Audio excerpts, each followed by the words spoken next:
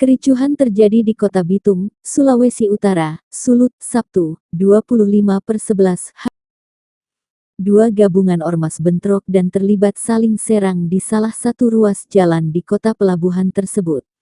Bentrok ormas ini ramai dibagikan di media sosial.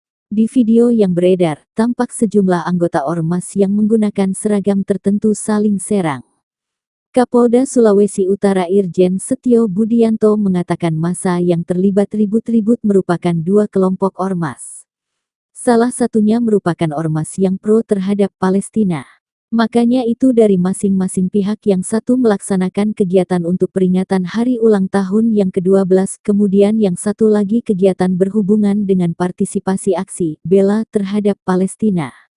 Mungkin karena ada sesuatu dan lain hal kira-kira seperti itu, sehingga terjadi ribut-ribut, kata Setio. Ia menjelaskan kericuhan dua kelompok massa ini terjadi di ruas jalan Kota Bitung, Sabtu sore.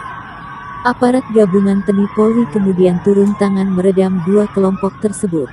Kapolres Bitung AKBP Tommy Bambang Solisa mengatakan insiden berawal saat salah satu ormas merayakan HUT ke-12 di wilayah Gor 2 Saudara, Bitung, Sabtu tanggal 25 November tahun 2023, sore. Tommy menyebut acara HUT itu telah memperoleh izin dari pihaknya. Awal mulanya itu dari salah satu LSM, yaitu masyarakat adat yang melaksanakan HUT yang ke-12 yang dilaksanakan di Gor 2 Saudara itu dengan tema kedaulatan pangan dan kebangkitan ekonomi lokal, kata AKBP Tommy dikutip dari detik.com. Polisi menetapkan status siaga 1 usai bentrok massa bela Palestina dengan organisasi kemasyarakatan ormas di Kota Bitung, Sulawesi Utara, Sulut.